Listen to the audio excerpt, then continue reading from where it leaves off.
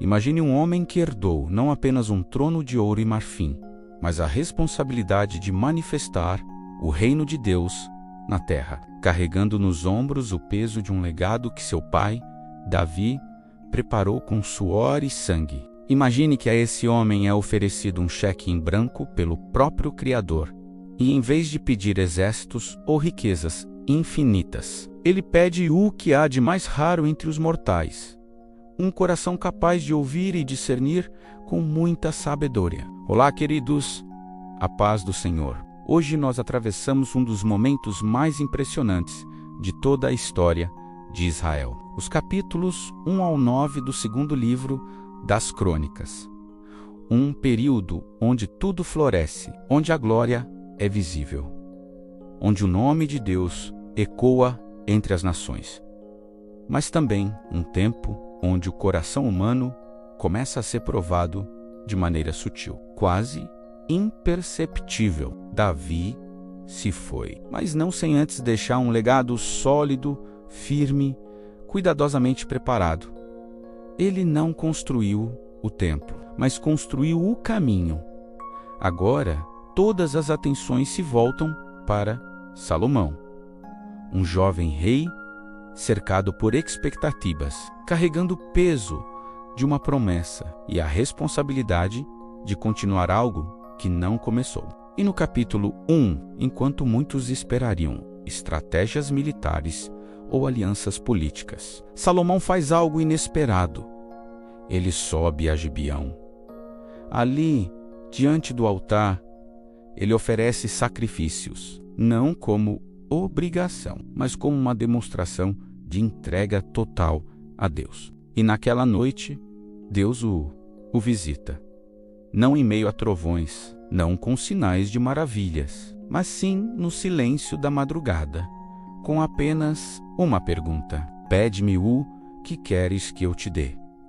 Pense nisso por um instante. Se essa pergunta fosse feita a você, o que sairia do seu coração? Sem filtro, Salomão responde, e sua resposta revela mais do que sabedoria, revela consciência. Ele reconhece sua limitação. Ele entende que liderar aquele povo não é sobre poder, é sobre responsabilidade. Ele pede sabedoria, discernimento, um coração que saiba ouvir, julgar, decidir com justiça. E Deus se agrada, porque Salomão não pediu o que muitos pediriam. Então, Deus faz algo que só Ele pode fazer. Ele entrega mais do que foi pedido. Sabedoria, sim, mas também riqueza, honra, influência.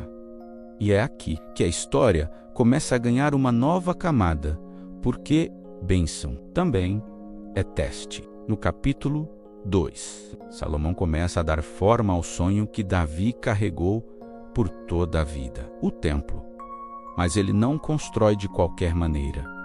Ele busca excelência. Ele se conecta com Hirão, rei de Tiro, trazendo madeira do Líbano, artesãos habilidosos, materiais preciosos. Cada detalhe importa, porque aquilo que representa Deus precisa refletir grandeza. Então, no capítulo 3, a construção começa, e não em qualquer lugar, mas no Monte Moriá, o mesmo lugar onde, anos antes, Abraão ergueu um altar disposto a entregar Isaque. O templo nasce sobre um lugar de sacrifício, de fé extrema, de obediência absoluta. Nada ali é coincidência. As pedras são talhadas, o ouro é aplicado, os querubins são esculpidos com precisão, e enquanto a estrutura física sobe, algo espiritual está sendo estabelecido. No capítulo 4, os utensílios são preparados. O altar, o mar de bronze, as bacias, cada elemento carrega um significado. Não existe aproximação de Deus sem consciência, sem reverência, sem preparação. Então chega o momento. No capítulo 5, a Arca da Aliança é levada ao templo, o símbolo máximo da presença de Deus entre o povo. Os sacerdotes se posicionam. Os levitas começam a cantar. E então, acontece. A glória de Deus enche aquele lugar. Não é uma metáfora, é real, tão intenso, que os sacerdotes não conseguem permanecer em pé. A presença é esmagadora. É a resposta divina. É como se o céu dissesse: eu aceito. No capítulo 6, Salomão ora. Mas não é uma oração qualquer. É profunda, sensível, consciente. Ele sabe que Deus não habita em templos feitos por mãos humanas. Mas ainda assim pede que aquele lugar seja um ponto de encontro. Um lugar onde o arrependimento encontre misericórdia. Onde o erro encontre perdão, onde o distante encontre caminho de volta a Deus. E então, no capítulo 7, o céu responde novamente. Fogo desce, consome o sacrifício. E a glória volta a encher o templo. Mas desta vez, Deus fala, e suas palavras atravessam gerações. E se o meu povo, que se chama pelo meu nome, se humilhar e orar e buscar a minha face, e se converter dos seus maus caminhos, então eu ouvirei dos céus e perdoarei os seus pecados e sararei a sua terra. Percebe? Não é sobre o templo. Nunca foi. É sobre o coração. Os capítulos 8 e 9 nos mostram o auge. Salomão governa com excelência. Israel prospera. A paz, a ordem, a abundância. E então, uma visitante chega, a rainha de Sabá. Ela ouviu falar, mas ouvir nunca é igual a ver.